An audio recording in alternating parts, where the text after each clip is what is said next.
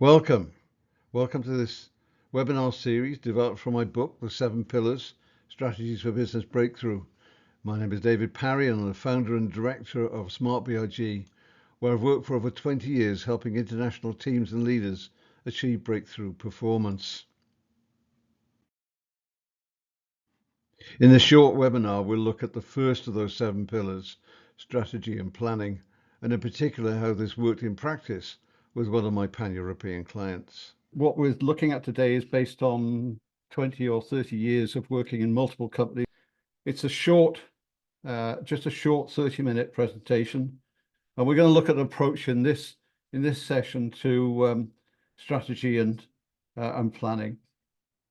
And in particular, I'm going to use one of the clients that I've worked with who achieved remarkable recovery and breakthrough performance in that time as an example. Whether you're in a small company or a big company, national or multinational, the challenges internally and externally are pretty much the same in all the companies, in all industries, whether it's, limited deal flow or poor forecasting or not sharing best practices, which is a common factor in multinational businesses, or just poor communication inside a business. They tend to occur in most businesses just in varying amounts. And the impact that they have on the business. So that's an important thing to understand. So there are many reasons why businesses succeed and fail. And after working with lots of businesses around the world, either to recover or drive high performance, so these 7 key areas you can see on the screen now have repeatedly emerged as the major factors, major areas in success or failure. I've called them the 7 pillars, but today we're going to focus on what I'd say is arguably the most important of all of those, which is strategy and planning. And I hope by the time we finish up, you'll agree with that, how important it is. Of course, we've had remarkable strategists around for millennia, and they benefited with their skills and from cultures from east to west and north to south. The Romans were renowned for their strategic planning expertise, especially in military campaigns and urban development and governance. It was their ability to plan and execute complex strategies over short and long terms, which is a key factor in their expansion and the sustainability of the Roman Empire over time. Some of you may or may not know this character. The Merlin strategy was named after this mythical, legendary character, the magician Merlin. He was said to have lived backwards in time. So in other words, he was able to step forward in time and then turn around and look back to see where he'd come from. And that's a really, really good way when you're planning your business, is to try to think forward in time and say, well, where would I like to be in 12 months' time? What would it look like? And then once you've defined that, look back to, well, how did I get here? So it emphasizes leadership through radical strategic vision to change an organization's culture and people's belief about what's possible. And often the main barrier in changing an organization's strategic direction is the existing culture. It's the self-limitation, particularly in people's belief about the limits of what's achievable, either themselves or for their organizations, and that's key. So changing beliefs about the future can lead to extraordinary results, and like some of the companies that I've worked with, and significant amount of advancement. Whether that's in sales performance or in quality or technical innovation or customer service or whichever area it may be. Now, having said all that, I worked with a few businesses that I know, a few friends here that probably felt the same way, that have probably relied more on myth and fairy tales than reality in their strategic planning. However, US President Dwight Eisenhower, from his military experience, believed that he had this expression that said, plans are worthless, but planning is everything. And what he's saying is that the critical distinction between the act of planning, of writing plans, and the plans themselves. So his insight reveals that there's the value of planning lies not so much in the static plans. Like, I've created plans in the past that are 300 pages thick, but it's not that. It's the process that we're going through in planning. And some of us that were in this group here have worked together, and we know how beneficial that's been when you get the team working in cohesion. It's about adaptability. It's about the foresight. It's about the preparation to address things that come with planning. or in Merlin's case, looking back the other way. So for me, strategic planning means success. High-performing companies universally engage in thoughtful strategic planning without exception. And they then build in implementation roadmaps as part of that strategic planning. And I've got numerous examples, like the ones on the board here now. The companies I've worked with, they show varying degrees of best practice, not all perfect, but and without exception, high-performance companies always carry out thoughtful strategic planning integrated with information roadmaps. And some of you that worked in larger organizations, I'm sure, have seen that. Some of the plans, like I said, for me were, weighty tomes and other simple one-page exec summaries, but always supported by the measurable roadmaps. It doesn't really matter which route you take, as long as there is one, and it's shared and it's understood by everyone, and it's reviewed continuously over time. So they're not coffee table things or sat inside your computer. They're meant to be communicated and shared. But equally, without exception, I've worked with companies that haven't done that and they failed, or at least underperformed. Companies fail or underperform for many reasons, and it's notable that one of the most common factors is the lack of strategy and planning in the first place. How many companies do we know that are going from day to day, shooting from the hip, and not putting that thoughtful strategic planning in place, even though your plans change over time? But let's follow through with this one organization that I worked with, a pan-European company. They were one of the most successful, for me, not the only one, but certainly one of the more successful companies I've worked with, the most enjoyable companies. They were a well-established pan-European value-added distributor of IT products and services, but their revenues and profits had been declining for some time, and they were bought out by a larger UK group. So this was a UK group buying a pan-European organization, and that was certainly a factor in what followed in the couple of years after. But after a couple of years before I got involved, the acquisition wasn't going well. They hadn't made much change in performance, and I was asked to join a small team which included a charismatic French PDG, a small team at the centre, and some highly capable country managers. And we first came together to create a thorough and detailed recovery plan, a strategic plan. But as there were no universal business plans, that we set about creating a robust and thorough group-wide approach. We used a process that I previously used in an earlier company that we called Vascar, which was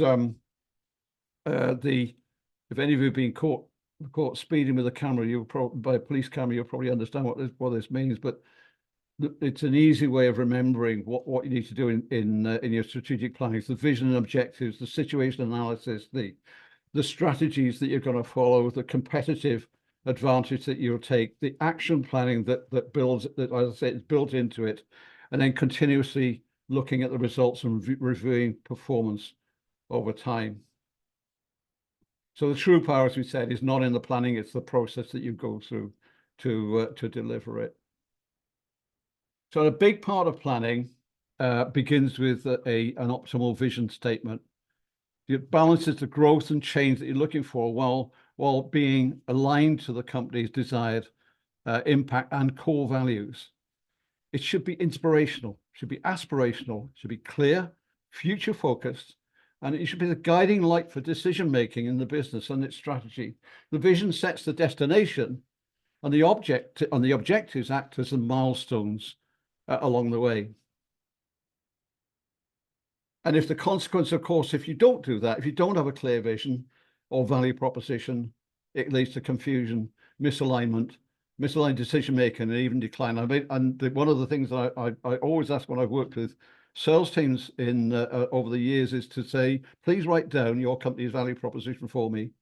I've only ever had one person, one lady in one company that was able to do it without too much trouble. So it's not an easy thing to do. And it's even more important in your planning process to be very crystal clear about what that is, so the whole company can share, and your customer base, of course, and your suppliers can understand what your vision is. So one of my favorite slides here is, If you want to get to Miami or London or Paris or New York or Dubai or New Delhi or Singapore or anywhere else in the world, don't start from here.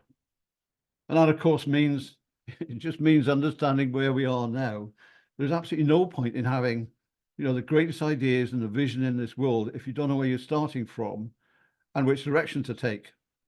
So we start with the situation analysis. It's a crucially important of strategy and planning. So it's the foundation for informed, data-centric decision-making, but by systematically assessing the internal and external environments, we get a comprehensive understanding of what our strengths, weaknesses, opportunities, and threats are. I'm sure we've all done SWOT analysis before.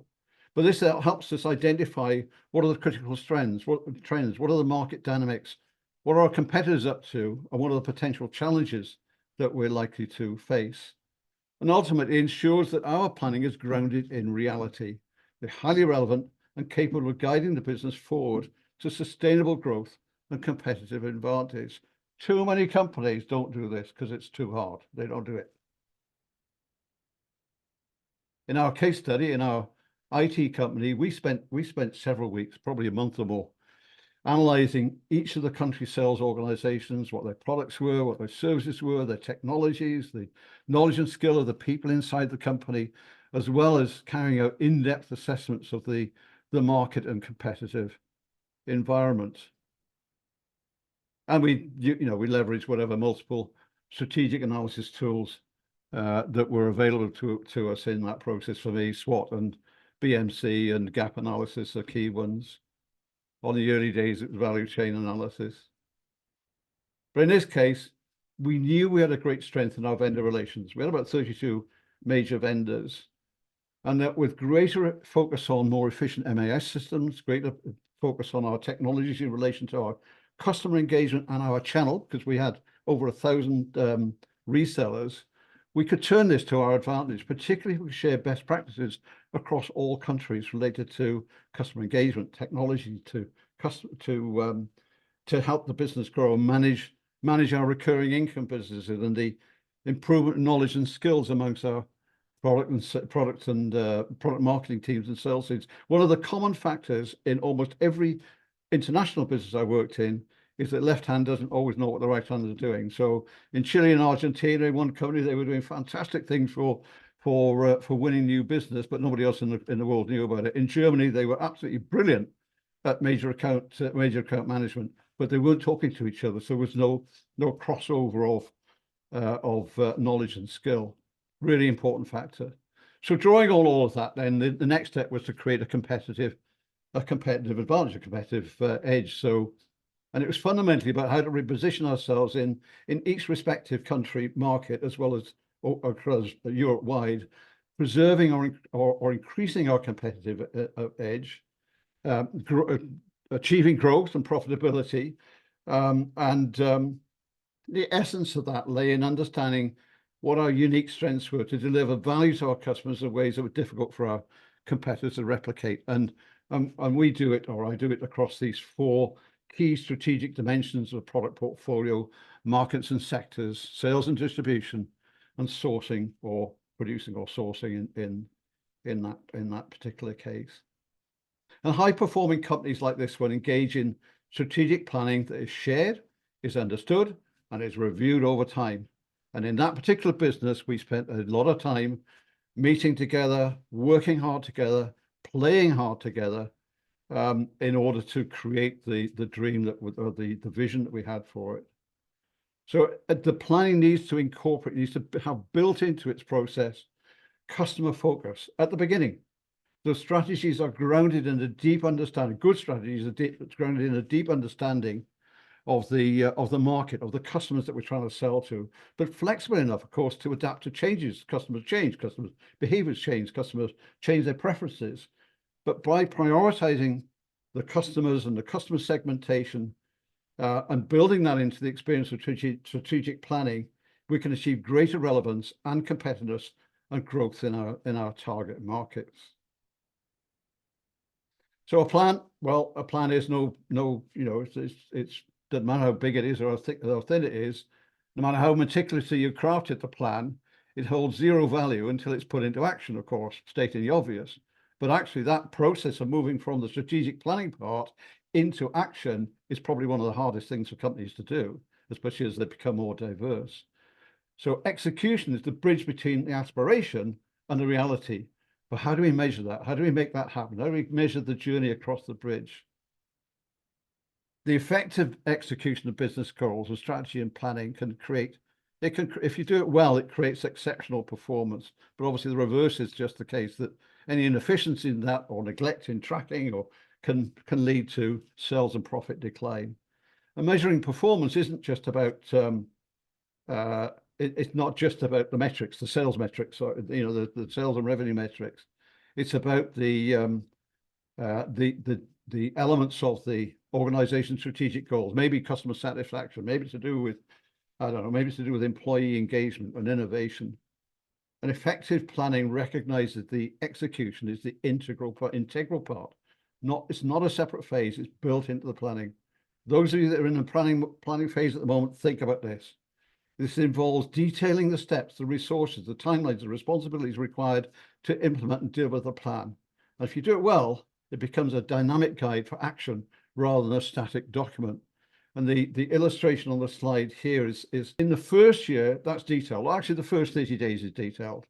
And the first 90 days is, yeah, that's also detailed. And but still more detail in the first year to be able to see where you're going, but be aware that those things might change or will change as you move along. And then as you look to the third year, second year and third year, then it gets less. In the company I talked about, we had 300-page plans. We had 86,000 SKUs in a manufacturing environment, and we needed to forecast within 3 to 5% accuracy a year out. So we were building 5-year plans, and they were continuously rolling forward and very effective. However, with all of that said, by far the greatest challenge, and I think opportunity, particularly in large or multinational, well, even small companies, is creating and uniting a strong team who are aligned to the vision and values of the business.